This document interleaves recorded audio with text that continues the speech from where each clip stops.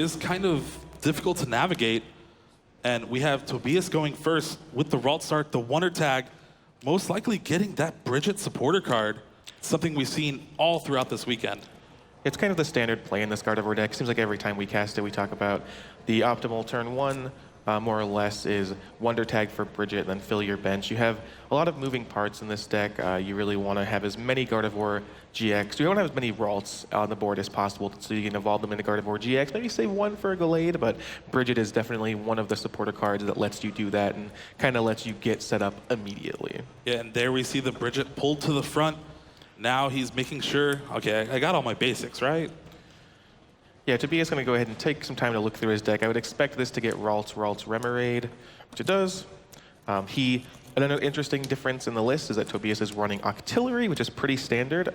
He's running a 2-2 line of it, which a lot of players have only ran 1-1, but we've seen some 2-2. It's not actually uncommon. Yeah, it's a card that pairs very well with Gallade. Yeah, that Octillery's Abyssal Hand ability will come into play, just letting you draw cards. If you get end low, or just kind of run out of cards in your hand.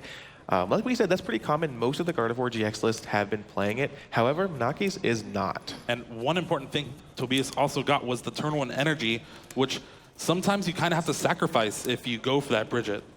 Yeah, one of the things about cards like Bridget is they're supporter cards that don't actually draw you cards, or they don't really provide any card advantage to your hand. You see something like a Professor Sycamore that Minaki just played he just drew 7 cards. He has so many more options, whereas Bridget just kind of, you're putting stuff on the board, but you're not getting really to choose, you're not getting a wide range of cards, rather. Yeah, and there we see a rare candy, turn 2 Gardevoir GX from Tobias, where Minaki's turn 1 was kind of anemic. He played a Paralocity, which these decks usually don't play stadiums, and it might come in handy later on, but other than the Sycamore, he just got a Ralts. Yeah, I mean, the Paralocity can matter. Like you said, you want to have a lot of Pokemon on your bench, but Tobias was happy to just discard the Tapu Lele there. He has 3 Ralts, which means 2 can be Gardevoirs, 1 can be a Gallade if it needs to. It's actually, he already has the Remoraid. It's not going to have a huge impact, probably. It does cut him off of things at this point, like Tapu Leles and things like that, but it's not the biggest impact play. And yeah, definitely just kind of ending the turn with a single Ralts in play and a Fairy Energy attached to your Tapu Lele is not where Minaki wanted to be. Yeah, Minaki focuses his deck on Alolan Vulpix. He plays 2 copies of the card, and that's really what helps him get set up, especially since he only plays 1 rare candy, and it looks like he has that rare candy in his hand. Yeah, so I was going to, when Tobias played the Gardevoir GX that turn, I was going to say something about Minaki. You're probably not a play you're going to see out of Minaki, but it looks like he actually just has the single copy of rare candy and the Gardevoir GX in his hand, so he is going to be able to put that powerful GX Pokemon onto the board next turn. Like we've alluded to, Minaki is going for a much more, I would say, more slow but more consistent deck. I think he's trying to specifically make his deck very good against the Garbodor variants by not playing many items. Instead of going for the 4 rare candy or 3 rare candy that we've seen out of a lot of these decks, he's actually going for just a 4-4 line of Ralts and Kirlia, which means he's expecting to actually just evolve into the stage 1 a lot more often, and maybe not be as explosive with the number of Gardevoirs he's going to get on the board, but he's going to be able to kind of draw into them more consistently. Yeah, so he has the option of attaching the double colorless to the Tapu Lele to take a knockout on Ralts. But if he does that, he leaves it wide open for an Infinite Force next turn from Tobias. Yeah, he doesn't want to commit too many energy. It's interesting because you do have a finite number of energy, and where you're placing your energy is important. It's kind of awkward that he can't actually attack with this Tapu Lele. Normally you can kind of throw a double colorless on it and you can energy drive just kind of for value if you're not doing anything else. But because of that turn 1 fairy attachment, he will have to actually commit a second energy, and a pretty valuable one in double colorless if he wants to attack. Yeah, and it does look like he has a Versus Seeker in hand. I don't believe he's played a supporter this turn yet. He has not. It looks like he's considering whether he wants to attach that double colorless and where. He has used Gardevoir's Secret Spring ability to attach to itself. And it looks like, yeah, the Versus Seeker is going to get back a Professor Sycamore. All right, really going deep in the tank. He doesn't want to give up 2 prizes that easily, especially this early in the game. Going to take a look at Tobias's discard pile. Is Minaki. Tobias kind of had a not as explosive turn 2 either, just kind of getting some evolutions out. All right, he chooses to attach the double colorless to the Gardevoir GX. Sycamore for a brand new hand of 7. We finally see that Vulpix. Yeah, Alolan Vulpix coming into play. Usually the kind of thing you want to start with and maybe Beacon on the first turn or 2. So it's not going to provide him a whole lot of value at this point, but it's still very good. Beacon does cost 0 energy, which is one of the biggest things. So he can, just make a play to Beacon at any time and just fill his hand with some of those evolutions, which is what he's going to do right now. Just retreat, all Beacon, and you want to do it on turn 1, but it's not terrible later in the game. Yeah, especially in this mirror match where it's kind of a game of chicken where you don't want to be the first one to act. Because usually the first one to attack with a Gardevoir GX doesn't essentially end up winning the match unless you're just overwhelmingly overpowering your opponent. Right. So for instance, in a position like this, Tobias can send up that Gardevoir GX and take a knockout here. He'll take a prize, but he is opening his Gardevoir GX up to getting Infinite Force back. And at the end of the day, you don't want Minaki to just have infinite turns of beaconing. However, you also just don't want your Gardevoir to get knocked out, and the exchange was you took a single prize off of a non-attacking Pokemon that's not overly relevant. Exactly. And looking at Tobias's hand, he has a Guzma. Guzma could spell trouble for Minaki's Gardevoir GX on the bench. Yes, this is one of the spots where that's exactly what's going to happen is Tobias is going to just go ahead and say, all right, well, you have one Gardevoir GX on the board. Players don't have access to each other's deck lists. So I don't know if how much Tobias knows about his exact...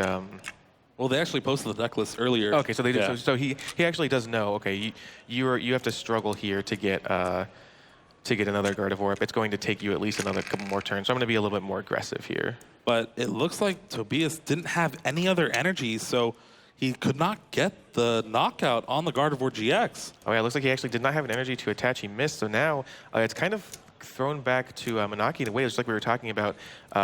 Tobias has become the first player to kind of expose his Gardevoir there. Again, he is putting a lot of pressure on Minaki's Gardevoir GX, which means that it can... There's the Infinite Force for the knockout.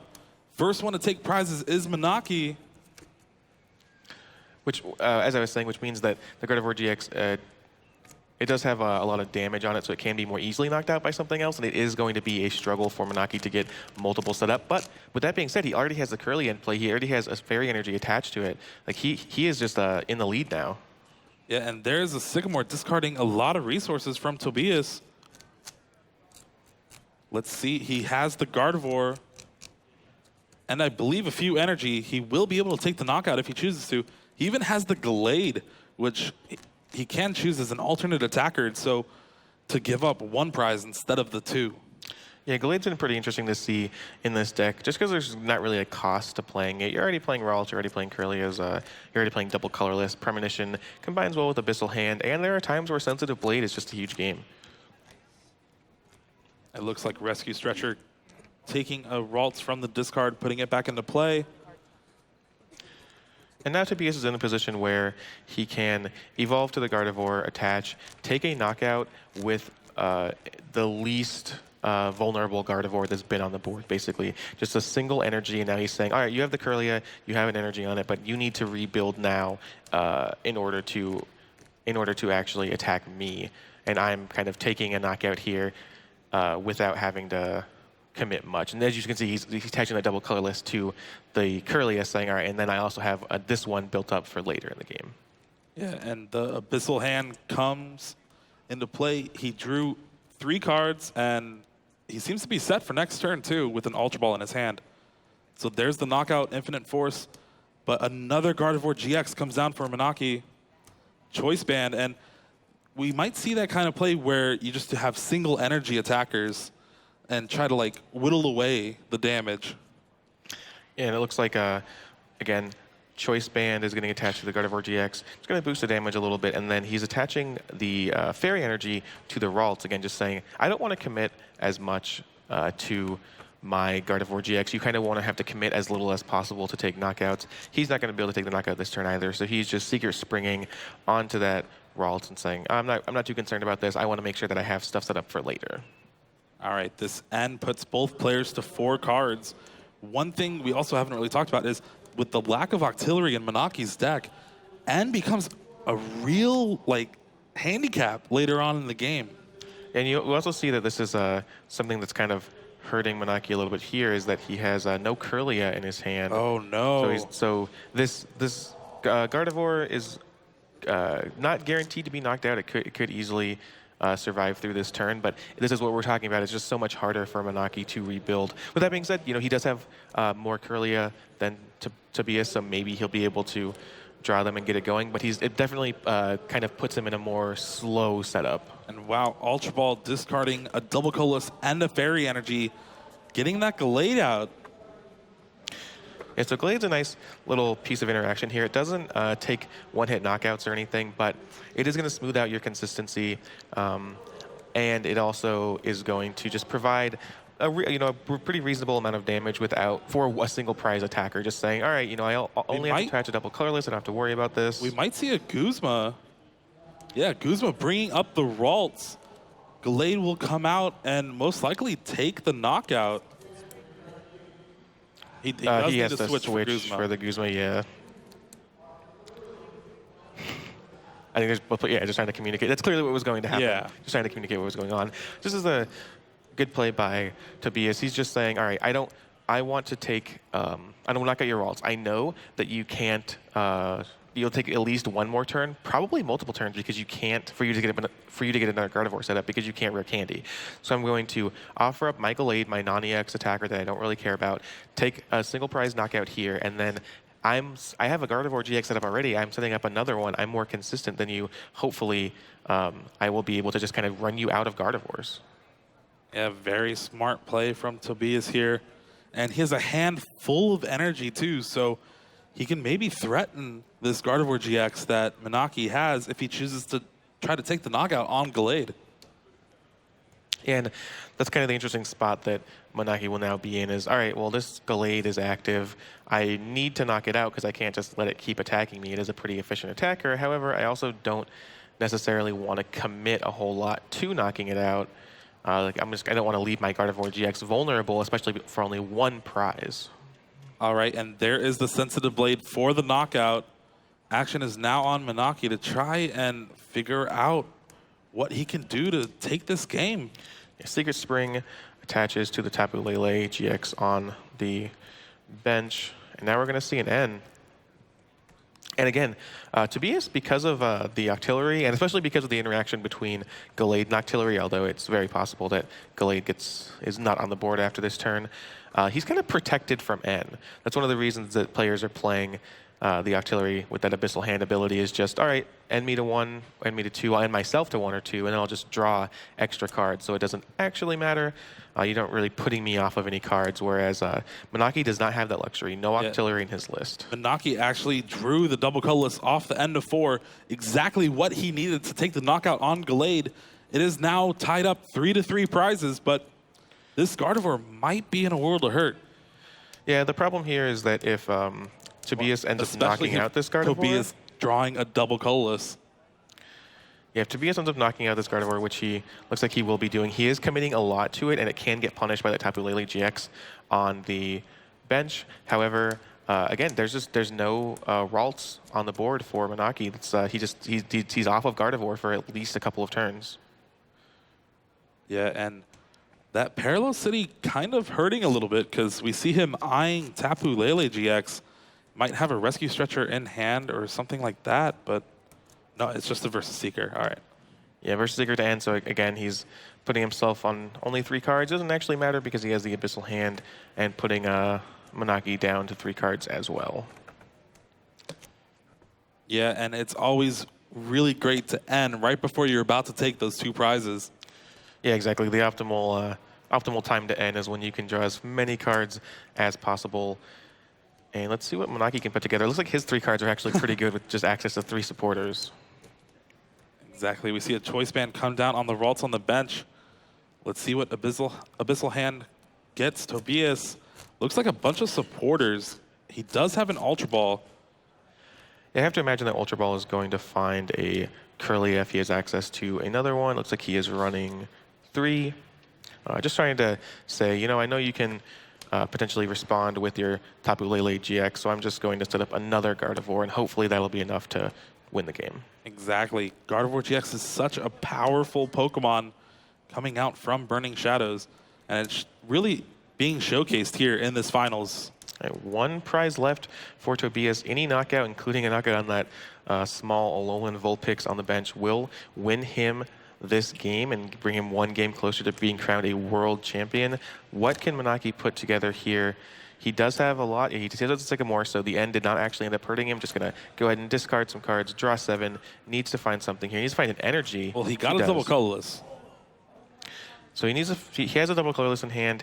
It might just kind of be too late for to try to get a Gardevoir set up. It doesn't actually hurt him to get a Ralts here because he already has kind of a low HP target with the Alolan Vulpix. However, he doesn't have enough turns left in this game to actually set up a Gardevoir, especially evolving straight from Kirlia. He just has to hope that nothing goes wrong with this Tapu Lele. Yeah, and unfortunately for him, double colorless is also kind of a liability facing down Gardevoir GX because it adds an extra damage to his attack if he gets it.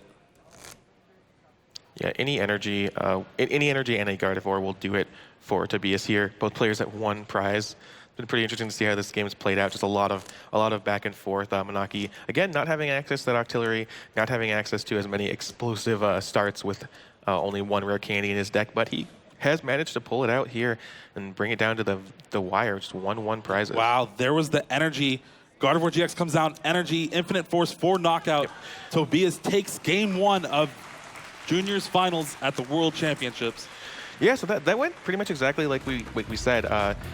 Tobias just was able to have easier access to Gardevoirs there. You know, he even though that last Gardevoir did come from a Kirlia, and like the old-fashioned way, basically just Kirlia into Gardevoir, he just had more of them. Eventually, he just realized, all right, I'm gonna like the turn where he Guzma'd the Ralt, and he just realized, all right, I'm gonna put you off of having any more Gardevoir. Like it'll take you 3 more turns to get this thing out. You have 1 in play. I have 2 in play. Yeah, you have the Tapu Lele, but that has a lot fewer hit points than Gardevoir. I think the build of the deck specifically are what led to that decision there, where Tobias was able to just say, all right, I just have more than you. I can find all of my pieces easier than you can. Yeah, we talk about the importance of Bridget.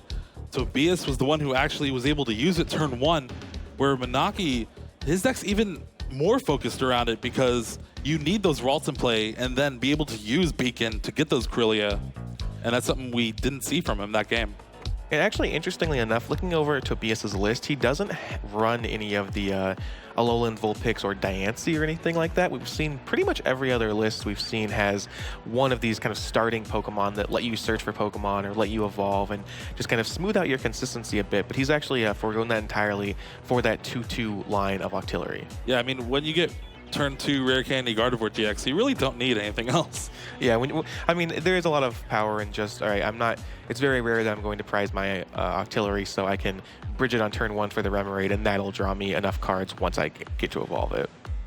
Exactly. Look at that focus. He's 1 game away from being world champion. It does help Minaki here to be going first, because he can now, like he's already kind of inherently slower, and now he just has an extra turn to start evolving. The unfortunate part is that Tobias can start rare candying earlier than Minaki can start evolving. All right, looking over prizes. The 1 max potion is in the prizes. It may come in if the game actually goes long. 2 Versus Seekers and a Tapu Lele for Tobias, so he's not going to have access to as many supporters. And yeah, like you were saying, the Max Potion is something interesting. Minaki is only running 1 copy, but it can be big here. Just the ability to kind of, you saw early in the game the Gardevoirs were just kind of dealing small amounts of damage to each other. That's often how it'll happen in these early games. And Max Potion can really just kind of undo your opponent's whole turn at very little cost to you if you've allocated your energy right. All right, that Sycamore was great, discarding some cards that he doesn't really need in this matchup. Granted, there was a Kirlia and a Gardevoir GX.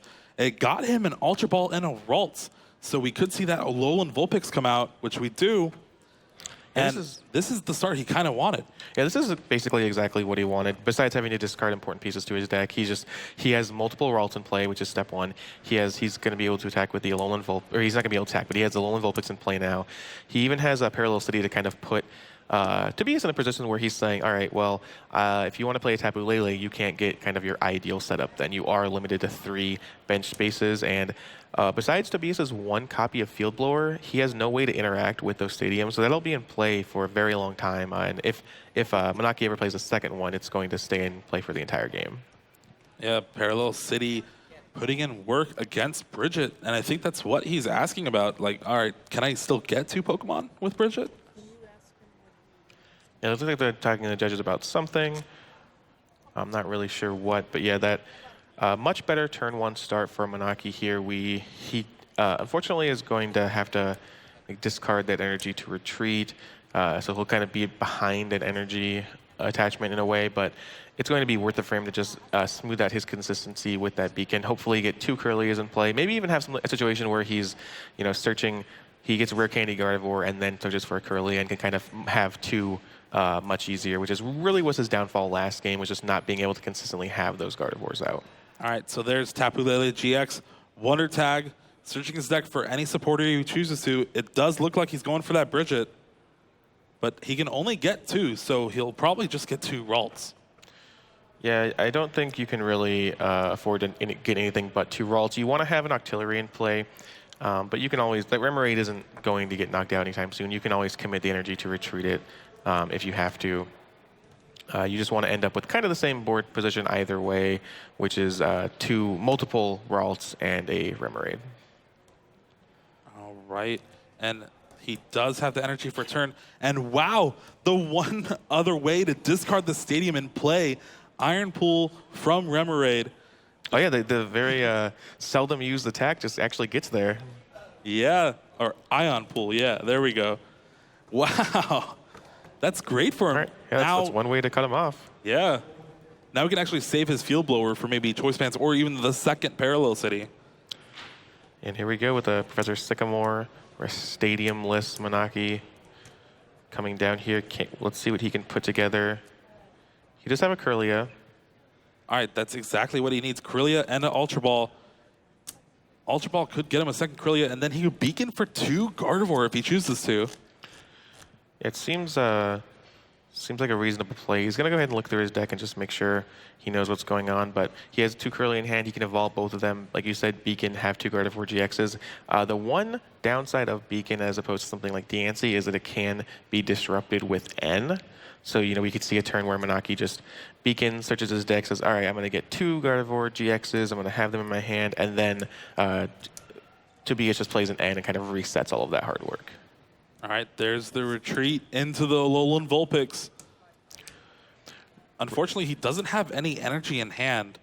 Yeah, he did have to discard the one that was a T attached on the first turn to retreat into the Vulpix. That's going to be a problem. But I think at this point in the game, he is just happy to have those 2 Curly in play, and he's going to have 2 Gardevoir GX if there's no disruption from Tobias. So, again, we said that he had a hard time with kind of keeping Gardevoirs on the board, and now he's going to have at least 1. He just chooses to go with the other Ralts for Beacon, which I think is actually smart. He wants to get set up. You don't he can just there's more ways to find a Gardevoir GX. Kind of less important than just having multiples of them and just streaming them in like he failed to in game 1. Yeah, his hand's really good for next turn. Let's see if he's going to be able to keep it. Tobias does draw a Rare Candy off the top of the deck. So we might see another turn 2 Gardevoir GX. Yeah, I couldn't quite see if he had a Gardevoir in hand. I know he has an Octillery in hand, though. So he can do something like retreat and then evolve to Octillery. But wow, he chooses to evolve straight away, not retreating. And we do see that N come down. So again, that Gardevoir GX and that Ralts are going away, which honestly, this is one of the better positions to be end in. Obviously, you'd rather have the cards that you used your attack and searched for, but he just the important part is that Minaki has those Curlias and can evolve them to Gardevoirs at any time. And he is drawing 6 cards, so he'll probably be able to play a Ralts next turn either way. All right, fresh 6 for both players. Looking at Minaki's hand, there is a Gardevoir and a couple of energy, and there's no Gardevoir from Tobias, and he couldn't even retreat the Octillery. Yeah, retreating artillery is interesting there because he knew he was ending, so he knew he was kind of had the chance of ending up with nothing, and it really is worse for him to send up a Ralts or a Kirlia and Wow, hope that I he can like draw this something. play. Guzma, bring up the Kirlia. Now you have your Gardevoir GX. You can attach a couple energy and take the knockout with Infinite Force, really putting Tobias on the back foot here. Yep, and this is exactly the same sort of play we saw actually from Tobias last game, which was, all right, I see the weakness in your board state. You don't have a whole lot of Gardevoir set up. I have this one set up, and now I'm going to maybe not make a risky play, but make an aggressive play to kind of cut you off of Gardevoir if I can. And it's looking like Parallel City did its job where he's now struggling to find Ralts. And I think he goes for the smack? It looks like, yeah, Tobias is just, it looked like he motioned to pass the turn. Oh, no. He's actually going to concede the game. Okay. The game. Yeah, he's just realizing, all right, I don't have anything going on after this.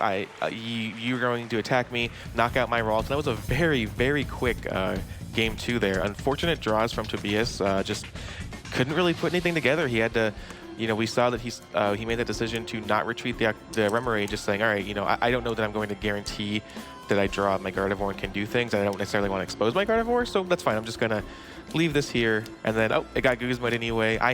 He had nothing on that turn, and Minaki ties things up. Just one more game until we crown a junior world champion. Yeah, Minaki there definitely showing the power of his Gardevoir GX. Basically forcing Tobias to concede within a couple turns after his first attack. Like, this is too powerful. If you don't even attack me, I'm going to get so many energy on this thing that you just won't be able to survive. Yeah, definitely. And we did see, it didn't actually come into play because Tobias' setup was just so bad, but Minaki did have that second Curly in play, so he was just saying, all right, this is kind of what the downside of his deck we saw in game 1, which is that it's harder to get Gardevoirs out faster when you need them. However, the upside of this 4 Curlia build is saying, all right, I can kind of, if I have a few turns to be left alone, I can set up more of them. Like, I have more consistent access, it's just less explosive access. And again, didn't end up actually mattering, but if that game had gone on a few more turns, he would have access to another Gardevoir GX. He probably would have prioritized things differently, maybe got another Ralts, and that's kind of the power of that consistency with the 4 Curlia. Exactly, but he did have the advantage of going first, which helped him to evolve into those Kirlia first.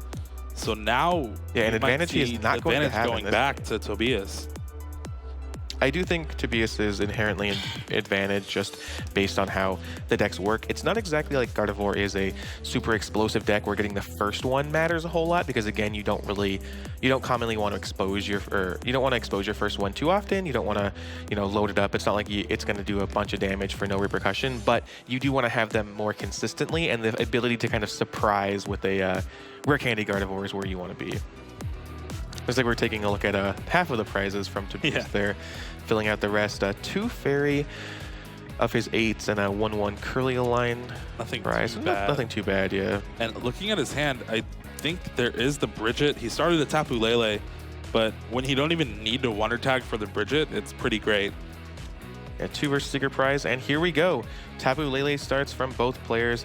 Tobias Stromdal will start things off here. Whoever wins this game will win the match and be crowned the 2017 Pokemon Trading Card Game Junior Division World Champion. So these players are playing for a lot here. Yeah, there's always something on the line, but right now it's the title of World Champion. It's the biggest. This is the biggest match you could play in Pokemon. It's the biggest. It's the biggest event. It's the World Champion. It's what everyone plays the entire season for, is to be crowned a World Champion. And Tobias is making a lot of headway into getting himself there. He is starting with that Bridget on turn 1, like we talked about. It's been very important. 2 Ralts, a Curlia. 2 Ralts and a Remoraid. There's no Parallel City in play or anything. He has the Tapu Lele start, which is sort of unfortunate, but it's fine. He's building his board up just like he wants. As long as he has an energy to play this turn, he will have kind of the almost ideal turn 1 out of his deck. Yeah, what's really good for Minaki, though, is I do believe Parallel City is in his hand. It's an easy way to take care of a Gardevoir without it actually being in play. Just like, well, I'm going to force you to discard a Ralt or anything. But no, we see the retreat from Tapu Lele. Yeah, He's kind of playing around that Parallel City now. Yeah, Tobias definitely had the read there, just saying, I don't want to leave this GX active in the active position. I might as well commit the energy now. And if you Parallel City me, which you've done before, I'm just going to discard this Tapu Lele and not worry about it too much. All right, looking at Minaki's hand, there is an Ultra Ball, and yeah, he just discards the Parallel Cities like it's not worth it anymore. Yeah, I don't need it now. It'll be interesting to see what he gets. He definitely needs Ralts, but if he gets Ralts and not really a Alolan Vulpix, he's... Okay, there we go. Bridget. Yeah, he just has to play the Bridget here. Again, both players, this is exactly what they want. And even sort of Minaki more so because he just needs more copies on the board. He, again, no Octillery in his list. He is going for that Alolan Vulpix. So I think his play is going to be pretty much his standard turn one. Oh, he doesn't have an energy. He just looks like he just passed the turn. Really? Okay, I was going to say no. his turn one play is just attach, retreat, and beacon, but not having any energy to attach means he can't move that Tapu Lele, which means he can't beacon, which means he's immediately on the back foot. All right, now actions on Tobias to see if he can get Gardevoir in play and start attacking if he chooses to. There's an Ultra Ball, discarding a double colorless. And it looks like he's eyeing that Octillery. Yeah, unfortunate to get rid of the double colorless. It is a really valuable energy here, but he's just saying, all right, I need to get this Octillery out. This will draw me, this will give me more value over time than a double colorless will, especially given the fact that Minaki is slightly stumbling. All right, Octillery comes down, evolving the Remoraid double colorless on the Ralts, and a Sycamore with 0 cards in hand. Brand new 7.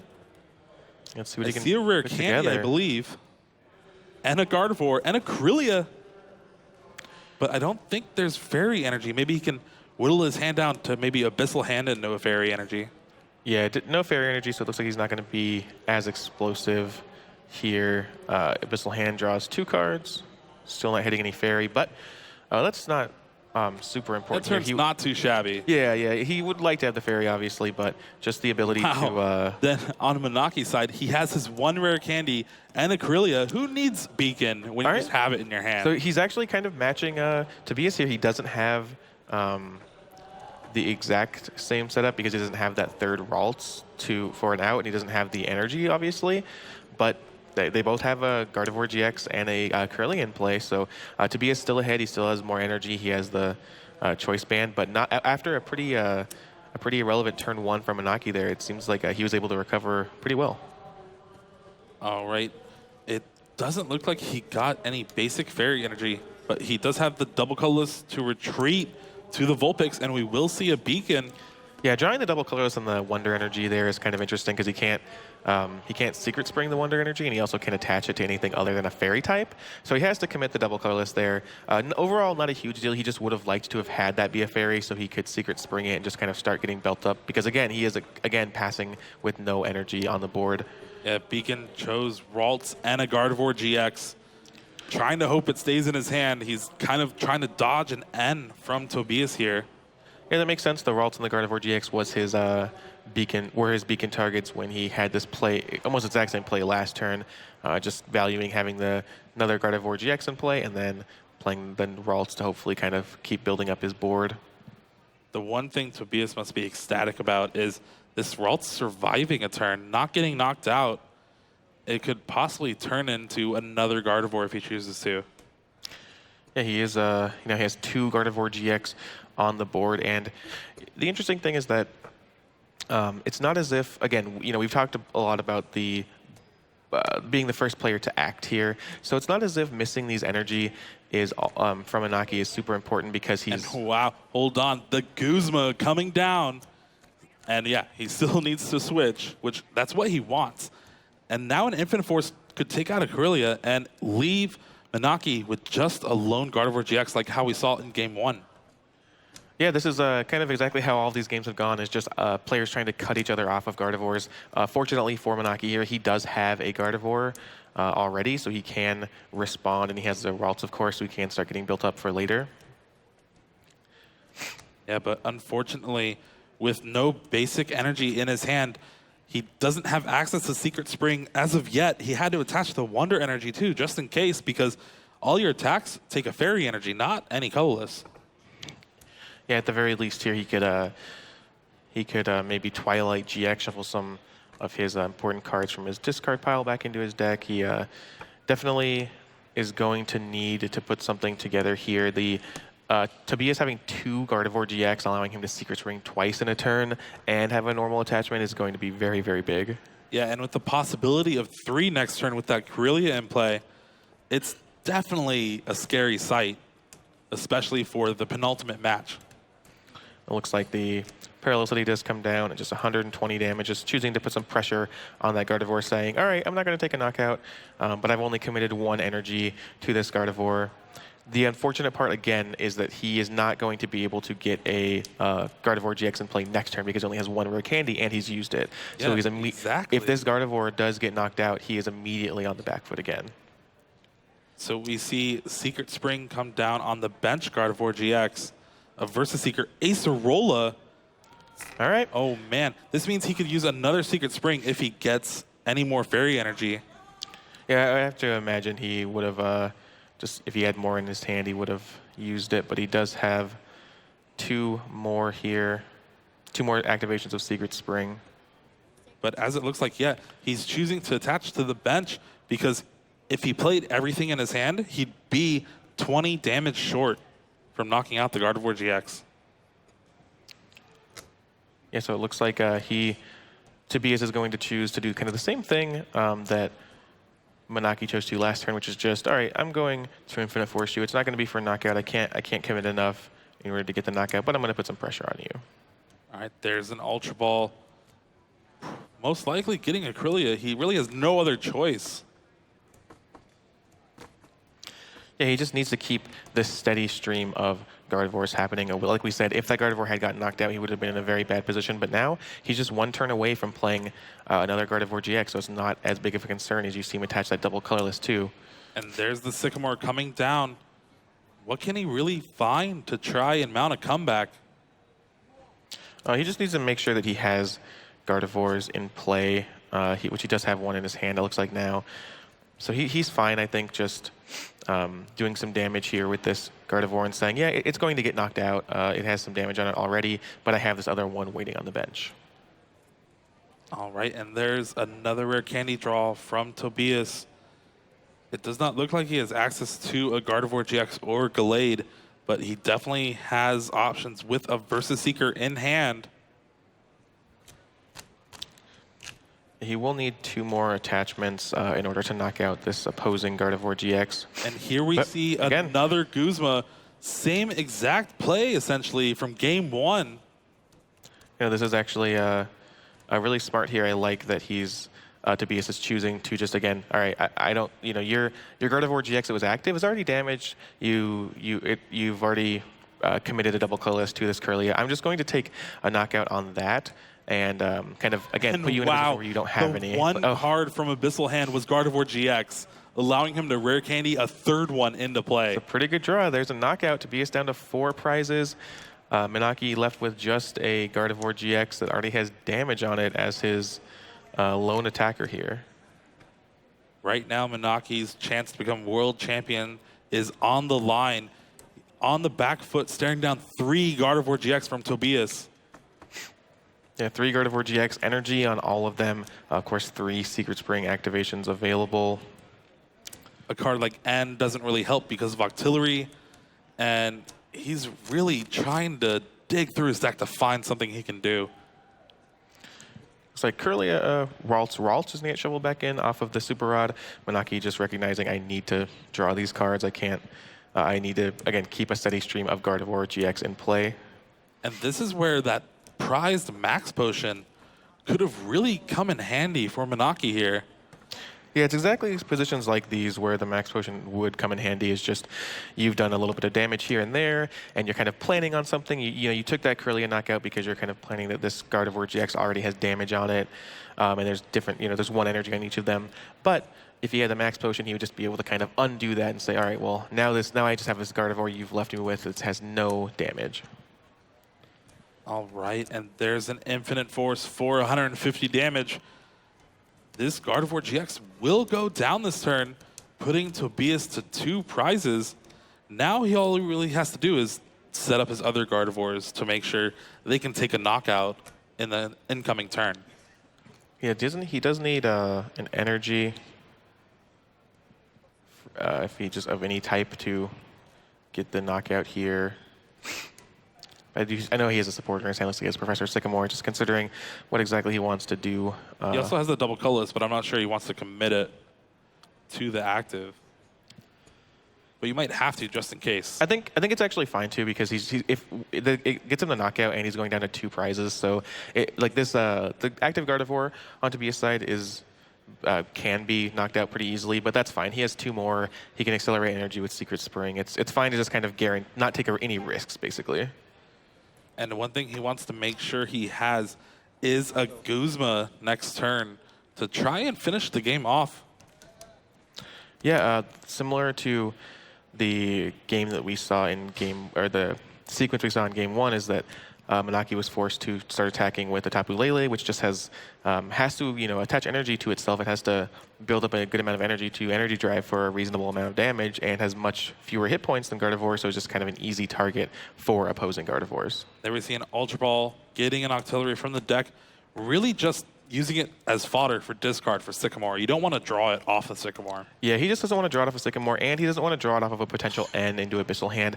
Again, Tobias does have N protection with Abyssal Hand, but he just wants to have as few irrelevant cards in his deck as possible. He is very close to winning this game and becoming world champion, so he just wants to make sure that nothing goes wrong. All right, we do see another Fairy Energy in his hand. There's a Choice Band also. And so now he's in an interesting spot where he doesn't necessarily need to attach the Choice Band or anything like that, but again, he wants to thin out his deck. He wants to make sure that ends hurt him as little as possible. All right, and there's a knockout. Infinite Force.